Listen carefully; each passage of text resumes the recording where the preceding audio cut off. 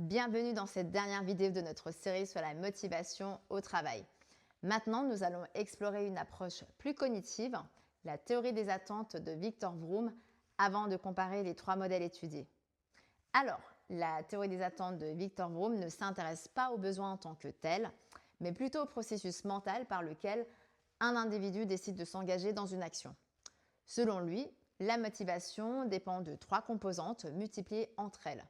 Motivation égale valence fois instrumentalité fois expectation. La valence, c'est la valeur que la personne accorde à la récompense envisagée. Est-ce que cette récompense a de l'importance à mes yeux? Par exemple, potentiellement une prime financière, une reconnaissance publique ou un nouveau poste. Si la récompense ne m'attire pas, je ne serai pas motivée même si elle est atteignable.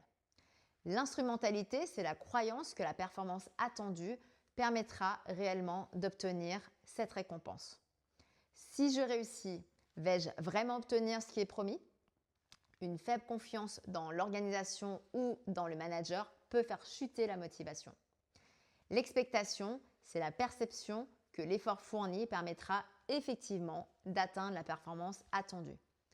Ai-je les moyens d'y arriver? Est-ce réaliste? Si je me sens dépassée ou insuffisamment formée, ma motivation baisse. Ce qu'il faut retenir, c'est que si l'un de ces trois éléments est faible ou nul, alors la motivation s'effondre. Même une récompense très attractive ne suffit pas si le salarié n'a pas confiance dans le système ou doute de ses propres capacités. En termes d'implication managériale, pour motiver un collaborateur, un manager doit donc 1. Valoriser la récompense, la balance, 2. Renforcer la confiance dans le lien performance-récompense, c'est-à-dire l'instrumentalité, et 3. Soutenir la montée en compétences et lever les obstacles, c'est-à-dire l'expectation.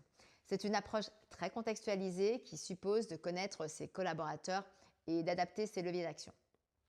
En conclusion, ces trois approches ne s'opposent pas, elles se complètent. Maslow éclaire les besoins.